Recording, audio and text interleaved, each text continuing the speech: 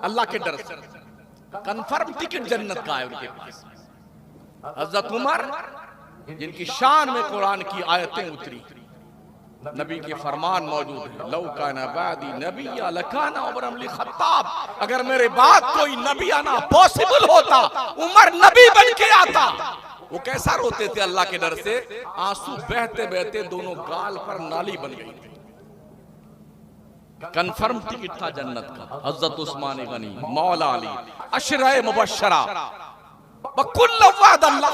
हर सहाबी नबी को नबी ने कुरान के जबान में जन्नती होने का वादा दिया। अल्लाह ने हर सहाबी से जन्नत का वादा फरमाया। ये क्यों रोते थे अल्लाह के डर से? इन्हें तो कॉन्फिडेंस होना चाहिए था ना, हम कंफर्म टिकट लिए बैठे जन्नत का। क्या नमाजें उनकी छूटती थी? आज जो लोग धींगा मस्ती कर रहे हैं ना, हम ही जन्नत में जाएंगे, जुम्मा का पता नहीं, पंज वक्ता गायब, कभी ईद बकरीद भी गायब, दाढ़ी भी नहीं, जबान पे हरदम गाली, हम ही जन्नत में जाएंगे। वेटिंग टिकट लेकर के इतना यकीन के साथ मत बैठ। कभी कभी वेटिंग लिस्ट कंफर्म नहीं होती, ठीक है ना? हाँ, तो इस खप्त में मत रहो कि हम ही जन्नत में जाएंगे। जन्नत में जाने के लिए ईमान पर खात्मा होना जरूरी है।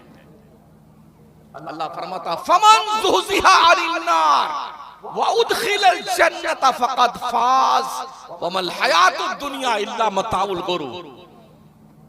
जो जहन्नम से बचा के जन्नत में डाल दिया गया वही कामयाब है।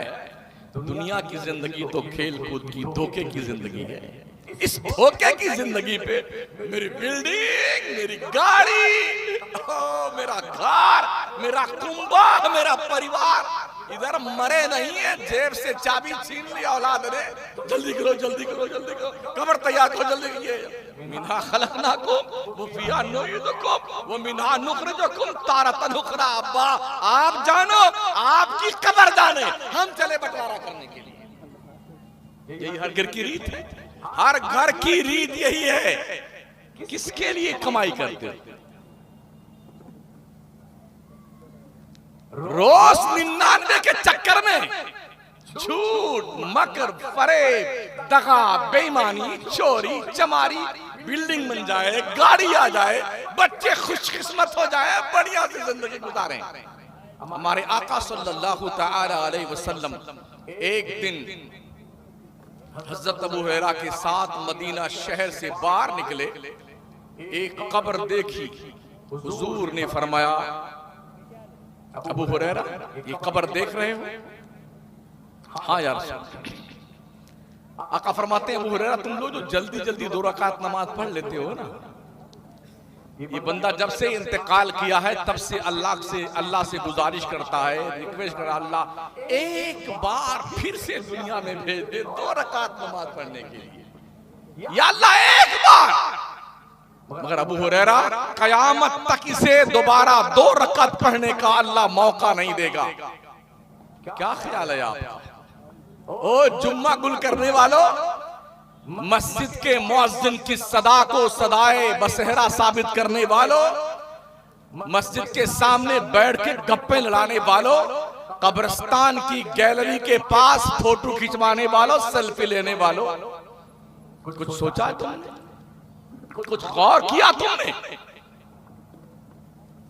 जितने लोग अब तक दफन हो चुके हैं, जरा कब्र के करीब जाके उनकी खैरियत पूछो। दादा जान कैसे हो? अब्बा हुजूर कैसे आप? अम्मी जान कैसी तबीयत? हम तो बाहर हैं, हवा बहुत कम चलती है, जान निकल रही है। आपकी कब्र में तो कोई पंखा भी नहीं लगा हुआ है, एसी भी नहीं लगी हुई है, एक भी कुमकुमा नहीं है, अंधेरी कोठरी में कैसे रहते हो आप लोग? इमाम अहले सुन्नत फरमाते हैं, अंधेरा घर, अकेली जान, दम घुटता, दिल उकताता, खुदा को याद कर बंदे वो साथ आने वाली। अब भी डर नहीं लगता, अब भी एहसास नहीं होता है। इंशाअल्लाह अगले जुम्मा से पढ़ेंगे नमाज, इंशाअल्लाह अगले जुम्मा से, इंशाअल्लाह अगले जुम्मा से। कहीं ऐसा ना हो कि पैरालिसिस के शिकार हो जाओ। हमने देखा है बेटे, एकदम मुस्टंडे, एक एक कुंटल के ऐसे आते हैं मस्जिद में, करते हैं ऐसा। झुक नहीं सकते, रुकू नहीं कर सकते, सजदा नहीं कर सकते। अभी वो दिन तुमको नहीं आए हैं, अपने रब को रुकू सजदे कर लो, कहीं ऐसा ना हो अल्लाह तुम्हें रुकू और सजदा से भी महरूम कर दे, कहीं ऐसा ना। जब तुम पढ़ना चाहोगे अल्लाह तुम्हें इस लायक नहीं रखेगा तुम नमाज पढ़ो, फिर क्या करोगे? मसला पूछने आते हैं, अगर ऐसे तो हम रुको कैसे करें सजदा? गले में अपना मोटा सा कुछ पहन रखा है और कमर में अलग से पहन रखा है। एक आदमी पकड़ के लेकर था, हरमैन तैयबैन में लोगों ने हजारों कुर्सियां रखी हुई है हरमैन शरीफैन में। अब तो हमारे मुल्क में भी बहुत सारी कुर्सियां मस्जिदों में रख दी गई हैं, बहुत सारे लोग आए थे आते। सुधर जाओ अल्लाह के वास्ते, अभी मरे नहीं हो, मरने से पहले सुधर जाओ।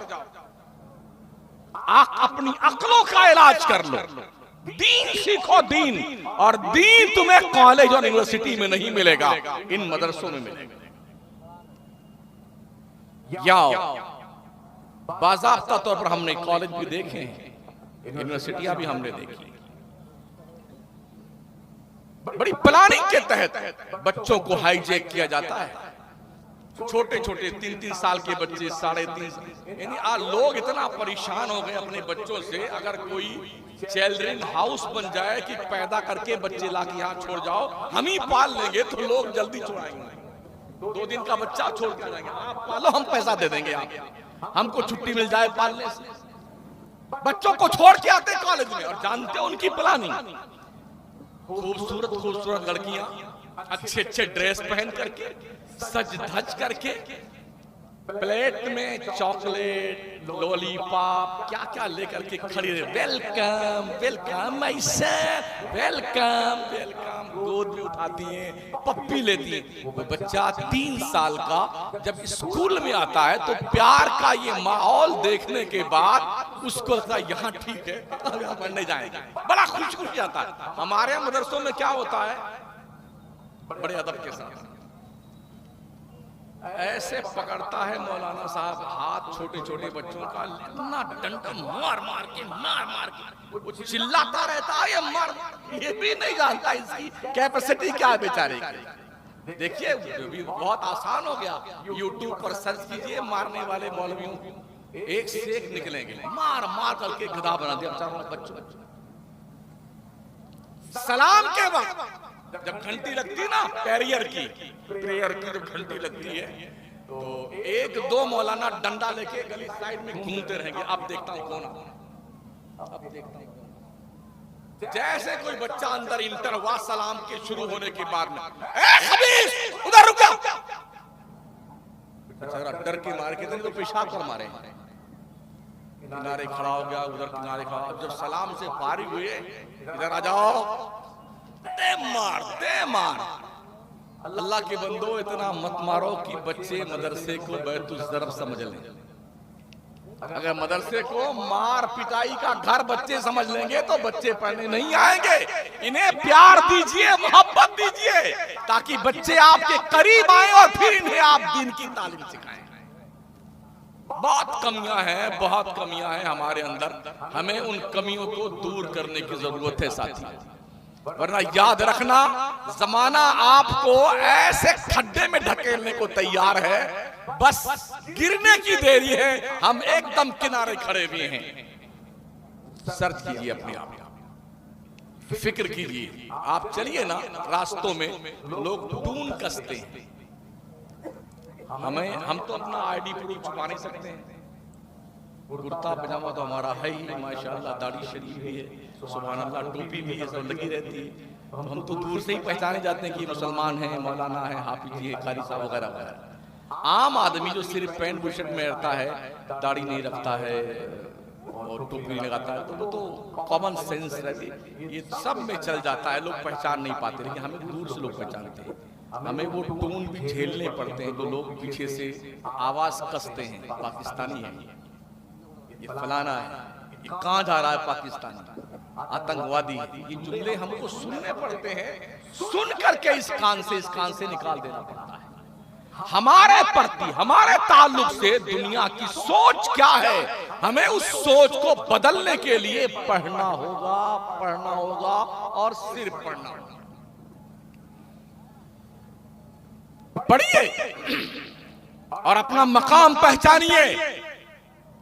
आज की तारीख में कौम मुस्लिम के हर मर्ज का इलाज सिर्फ तालीम है, सिर्फ तालीम।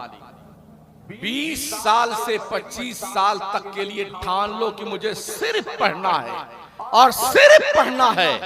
आपके हर दुख दर्द का इलाज ये 20 साल 25 साल का आपका वनवास होगा। दुनिया पढ़कर यहां तक पहुंची भाई साहब, इसलिए पढ़िए, दीनदार बनिए और नमाजें भी पढ़िए, सुन्नी नमाजें। एक जरूरी मसले को क्लियर कर दूं, मैंने कहीं तकरीर में कहा था कि हर वहाबी काफिर नहीं होता है। कुछ दोस्तों ने उस पर ऑब्जेक्शन किया है, इस पॉइंट को क्लियर कर दूं मैं। हर वहाबी काफिर नहीं होता है। उसके साथ मैंने ये भी कहा था कि वो लोग जो वो मलायने अरबा, 4 वो मुर्तद इस्लाम के दायरे से खारिज, जिन पर आला हज़रत सरकार ने, उलमाए हरमैन तैयबैन ने, जिन 4 मौलवियों पे उनकी कुफरी इबारात की बुनियाद पर कुफ्र के फतवे लगाए हैं। अगर किसी भी वहाबी को उसका पता नहीं है, वहाबी घर में पैदा हुआ बहुत सारे हैं, 50% ऐसे हैं जिन्हें पता नहीं कि वहाबियत क्या है। वो समझते हैं ये नमाज रोजा नहीं बल्कि ये नियाज फातिहा के झगड़े का नाम सुन्नी वहाबी है। 50% ऐसे लोग हैं। तो ऐसे लोगों के पास जब वो इबारत पढ़ ले, पढ़ के समझ ले, और अगर पढ़े नहीं है तो वो इबारतें सुन ले, सुनकर समझ ले, अब अगर वो उसको फॉलो करते हैं तो वो काफिर है। ये मैंने उस तकरीर में कहा था। लोगों ने ऑब्जेक्शन किया उस पर। आला हज़रत सरकार इमाम अहमद रज़ा फाज़िल बरेलवी फतावा रज़विया शरीफ के 6वीं जिल्द में तहरीर फरमाते हैं, जिनके अकीदे मुज़ब्ज़ब हों उनके साथ सख्ती से ना पेश आओ, नरमी से पेश आओ, उन्हें अपने करीब लाओ, उन्हें दीन समझाओ। नरमी के जो फायदे हैं वो सख्ती के नहीं। ये आला हज़रत का फतवा। शारह बुखारी हज़रत अल्लामा मुफ्ती शरीफुल हक साहब क़िबला रहमतुल्लाह ताला अलैह अपनी फतवा के जिल्द 2 फतवा शारह बुखारी के गालिबन 336 नंबर पेज पर शारह बुखारी तहरीर फरमाते हैं कि हर वहाबी काफिर नहीं है। मैंने ये पूरी इबारत दोनों पेज 3 पेज 2.5 पेज समेत और शारह बुखारी शरीफ के शारह मुफ्ती शरीफुल हक साहब के फतावा शारह बुखारी की पूरी जिल्द दिलबर भाई के उस पर व्हाट्सएप पे मैंने भेज दी। इसको पढ़ लीजिएगा, समझ लीजिएगा। मैंने वही कहा है जो हुजूर शारह बुखारी मुफ्ती शरीफुल हक साहब क़िबला अमजदी अलैहि रहमान। हम बिल्कुल किसी काफिर के तरफदार नहीं हैं, चाहे उसकी दाढ़ी 1 मीटर की हो चाहे 10 मीटर की हो, लेकिन हम किसी भी गैर काफिर को काफिर कहने की भी तरफदार नहीं। कुफ्र का मसला इतना संगीन है, फरमाया गया है कि अगर किसी ने कलमे कुफ्र बका है और उसके 100 पहलू किए जाएं, 100 पहलू में से 99 पहलू कुफ्र का निकलता हो, एक ही पहलू ईमान का, तो सरकार आज़ाद खुद फरमाते हैं उसके ईमान की तावील की जाए। यही वजह है इस्माइल दहलवी जैसे दज्जाले जमाना के 77 कुफरियात गिनवाने के बाद भी आला हज़रत जैसे मुहक्किक ने उसे काफिर नहीं लिखा। हमारे ये कहने का मतलब नहीं है कि वहाबी मेरा दोस्त या हम वहाबियों के दोस्त हैं, जी नहीं। बचना बहुत जरूरी है, लेकिन कुफ्र के मामले में इतना गैर मोहतात होना भी ठीक नहीं है कि जो काफिर नहीं है हम उसको भी काफिर बना दें। फतवा को देख लीजिएगा, जिन बुजुर्ग हमारे उलमा को जरूरत होगी। दिलबर शाही के व्हाट्सएप पे मैंने अभी डाल दिया है, यहाँ आने से पहले शारे बुखारी के फतवा शारे बुखारी की दूसरी जिल्द भी पूरी डाल दी है, और वो पेज भी डाल दिया, 2.5 पेज, जिसमें ये इबारत लिखी हुई है। इस गांव का नाम क्या था? मोमिनाबाद बड़वाड़ी के लोग आपस में एकजुट होकर मुत्तहिद और मुत्तफिक होकर रहो। अफसोस इस बात का, जब मैं यहाँ पहुंचा तो एक मौलाना ही लड़ रहे थे सबसे। अच्छा अच्छा, अल्लाह रहम करे। खैर, दुखद घटना है। मुल्क की पैमाने पे हम सुन्नियों की ढंग की कोई तंजीम नहीं है। मुल्क की पैमाने की बात कर रहा हूं।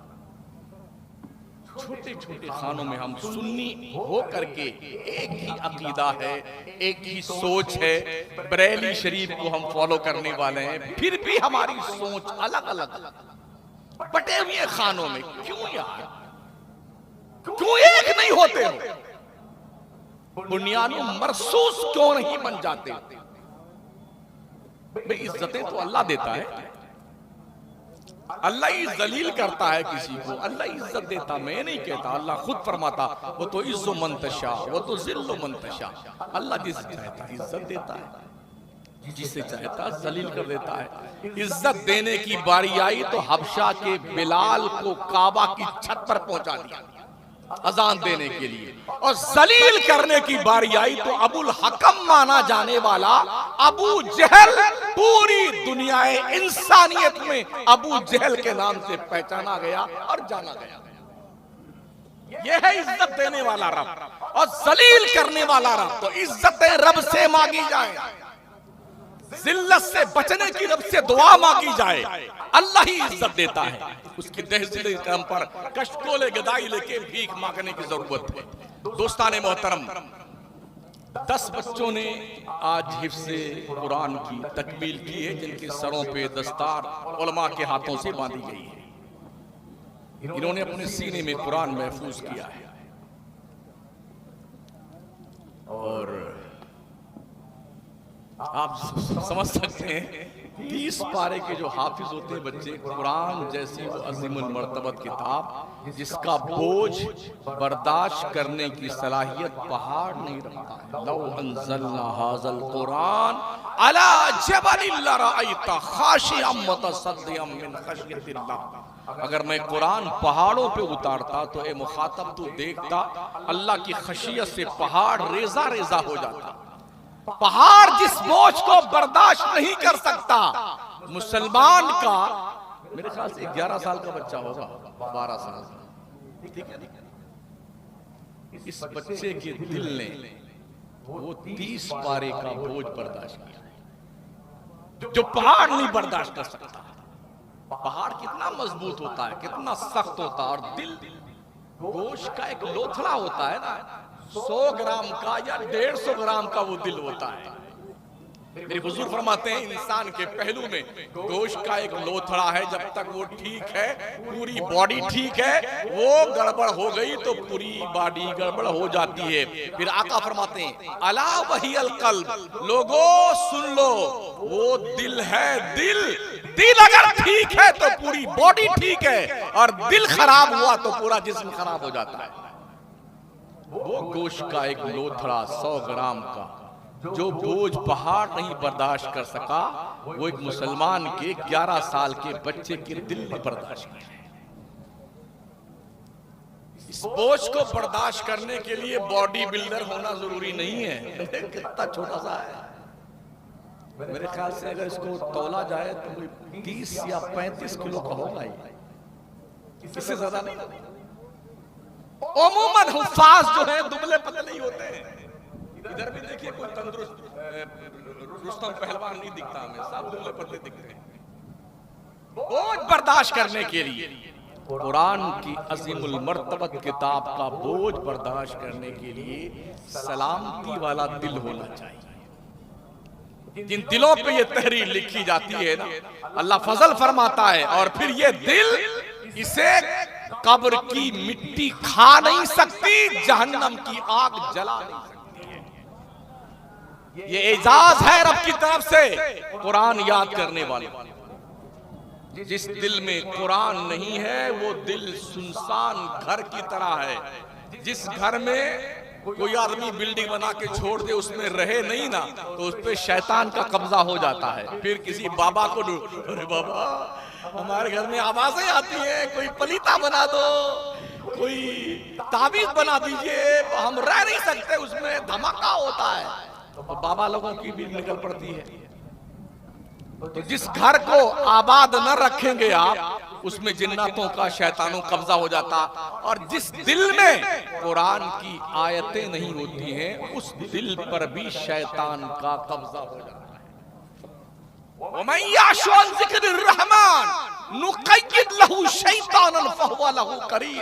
जो दिल अल्लाह के जिक्र से गाफिल हो जाए, उस दिल पर शैतान का पहरा बिठा दिया जाता है। जो नमाज नहीं पढ़ते हैं उनसे इतनी रिक्वेस्ट है, कहीं ऐसा तो नहीं है कि आपके दिल पर शैतान ने धावा बोल दिया है, कब्जा कर लिया है। अपने घरों में एक छोटी सी लाइब्रेरी बना के रखो मुसलमान। 100-200 किताबें दीनियात की, इस्लाम की अपने घर में रखो। आप भी पढ़ा करो, आपके घर के बच्चे पढ़ा करें, आपकी बीवी पढ़ा करे, देखा करो उसे। जब बच्चे आपको किताब पढ़ता देखेंगे तो इन बच्चों को भी किताब पढ़ने का हौसला पैदा होगा। अभी जल्दी एक वीडियो देखी मैंने, सब बच्चे छुट्टी में अपने ननिहाल गए थे नानी नाना से मिलने के लिए, ममानी से, मामू से। 8-10 बच्चे थे। घर में पहुंचे तो सारे बच्चे अपना अपना मोबाइल लिए ऐसे पड़े गए। तो उसमें किसी ने कमेंट किया था, ये ननिहाल में नानी नाना से मिलने आए हैं, इनका हाल देखिए कि किसी को मतलब नहीं कि नानी कहां पड़ी हुई है और नाना कहां पड़ा हुआ, और सब अपने में मस्त है मोबाइल लिए। 6 महीना 4 महीना के बच्चे से लेकर के माएं जब दिल बहलाना चाहती हैं तो झट से मोबाइल खोल के अपने 6 महीने रोते बच्चे को दे देती हैं। और वो भी इतना शार्प माइंड बच्चा होता है, मोबाइल पाते ही एकदम खुश हो जाता है। हमें अभी मोबाइल चलाना नहीं आता। मेरी 60 साल के अंदर उम्र दाखिल हो चुकी है और करीब 10 साल से ये दादी अम्मा है मोबाइल पे मेरे पास में, लेकिन अब तक नहीं जानता हूं कौन सा फंक्शन कहां से खुलता है। मगर 1.5 साल के बच्चे, 1-1 साल के बच्चे यूं फटाफट, उनको देखने के बाद ऐसा लगता है या अल्लाह ये एक्सपीरियंस ये कहां से सीख के आए हैं। माएं अय्यामे हमल में ये सारे काम करती रहती हैं, तो बच्चों की तबीयतों पर वही साइड इफेक्ट होता है। आज तो साइंस ने भी इस बात को वेरीफाई कर दिया है कि माओ के किरदार और एक्टिविटीज का असर जीनियस बच्चों की तबीयतों पे, जो माओ के पेट में रहते हैं उन पे मुरत्तब होता है। इसे और करीब कर दूं, मेरे गौस पाक सरकार 18 पारे के हाफिज बन के पैदा हुए थे। मशहूर है ना ये, 18 पारे के हाफिज। जब पूछा था उस्ताद ने कहां सीखा, फरमाते हैं कि मेरी माँ 18 पारा की हाफिजा थी, जब तक पढ़ नहीं लेती थी सोती नहीं थी, मैं पेट में रह करके सुन सुन के मैंने 18 पारे याद कर लिए। दिल्ली में बख्तियार काकी का मजार मेहरौली शरीफ में, वो 14 पारे के हाफिज बन के पैदा हुए। हजरत काजी हमीदुद्दीन जब उनको रस्म बिस्मिल्लाह खानी कराने के लिए आए तो कहा बेटे पढ़ो, अलिब्बा की तख्ती शुरू की। फरमाते नहीं, मैं यहाँ से शुरू करता हूँ। अलहम्द से शुरू किया और 14 पारे सुनाकर चुप हो गए। कहा बेटे आगे का आगे याद नहीं। कहा ये 14 कहाँ याद किए? कहा मेरी माँ 14 पारे की हाफिजा थी, सोने से पहले 14 पारे रोज पढ़ती थी, मैंने सुन सुन के माँ के पेट में 14 पारे याद किए हैं। तो अगर माएं अय्यामे हमल में कुरान की तिलावत करने वाली हों, नमाज पढ़ने वाली हों, परहेजगार हों, जिक्र अस्कार करने वाली हों, इस्तिग़फ़ार करने वाली हों, यकीनन वो बच्चे जो पैदा होंगे ना, परहेजगार होंगे, नेक होंगे, अच्छे होंगे, अल्लाह से डरने वाले होंगे। जब तक हम ये बात अपने कौम में राइज नहीं करेंगे, ये उम्मीद करना छोड़ दीजिए कि हमारी कौम में कोई मोहम्मद बिन कासिम फिर आएगा, कोई सलाहुद्दीन अय्यूबी आएगा, कोई नहीं आने वाला, कोई नहीं आने वाला। ये कुमकुमे लगा लो, सजा लो घरों को, दुकानों को, मकानों को, मगर याद रखना जर्रे जर्रे का हिसाब देना है। फमन यअमल मिस्काल ज़र्रतिन खैरन यरा वमन यअमल मिस्काल ज़र्रतिन शर्रन यरा। मेरे हुजूर फरमाते हैं, मेरे साहबा बताओ सबसे ज्यादा मुफलिस कौन है? कहा अल्लाह जानता ज्यादा, उसका रसूल ज्यादा जानते हैं। हुजूर अलैहिस्सलाम फरमाते हैं, साहबा सुनो, सबसे ज्यादा मुफलिस कौन होगा हश्र के मैदान में? वो जो ओहद पहाड़ के बराबर नेकी लेके आएगा। ओहद पहाड़ 15 किलोमीटर में फैला हुआ है, लेकिन दुनिया में किसी को दुख दिया होगा, गाली दी होगी, सताया होगा, बेईमानी किया होगा, किसी का माल हड़पा होगा, लोग आते जाएंगे, अल्लाह उसकी नेकियां बांटता जाएगा। ये ले जाओ, ये ले जाओ, ये ले जाओ, ये ले जाओ, सब बट जाएगा। बहुत पहाड़ के बराबर नेकियां खत्म हो जाएगी, फिर भी लोग आते रहेंगे, या अल्लाह मेरा हिस्सा बाकी है अभी। अल्लाह कहेगा बंदे अब तो इसके पास नेकियां नहीं है देने के लिए। तो बंदे क्या अर्ज करेंगे, या अल्लाह अगर देने के लिए इसके पास नेकी नहीं है तो मेरा गुनाह इसके सर पे डाल दे। है कुछ एहसास? हम अपने ही गुनाह से दबे जा रहे होते हैं, किसी और का गुनाह हमारे सर पे लाद दिया जाए, हम उस बोझ को कैसे बर्दाश्त करेंगे? साथी, इख्तिताम की तरफ चलता हूं मैं। हमने जन्नत का बहुत जिक्र सुना है, ऐसी जन्नत, ऐसी जन्नत, क्या खुशबू, क्या हूर, क्या गिलमान। बेटे दिल में लड्डू फूटते जन्नत का नाम सुन सुन करके। जहन्नम का भी नाम सुना नहीं सुना? सुन लो, सुन लो। जो लोग इस खब्त में मुब्तला हैं, चाहे कुछ भी करो, हमारे पीर साहब हमको जन्नत में लेके जाएंगे। अल्लाह कसम बहुत मारे जाओगे, इतना मारे जाओगे शक्लें बिगड़ जाएगी। या रब्बी नफ्सी नफ्सी। हश्र के मैदान में महबूबान बारगाह के अलावा सबका हाल ये होगा, या रब्बी नफ्सी नफ्सी, या रब्बी नफ्सी नफ्सी। हमारे हुजूर के अलावा कमोबेश 1,24,000 अंबिया मुरसलीन क्या कहेंगे? इज़हबू इला गैरी, आज मैं तुम्हारे कुछ काम नहीं आता, तुम किसी और के पास जाओ, किसी और के पास जाओ। और नबी कहेंगे इज़हबू इला गैरी, मेरे हुजूर के लब पर अना लहा होगा।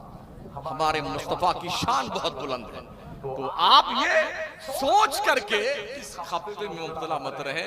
हमारे पीर साहब हमको जन्नत में लेके जाएंगे, उन्हीं से पूछ लें आप जाएंगे जन्नत में? टिकट ले रखा है आपने जन्नत का? तो जहन्नम का जिक्र सुन ले 2-4-5 मिनट में, तो अपनी गुफ्तगू को फुल स्टॉप दो।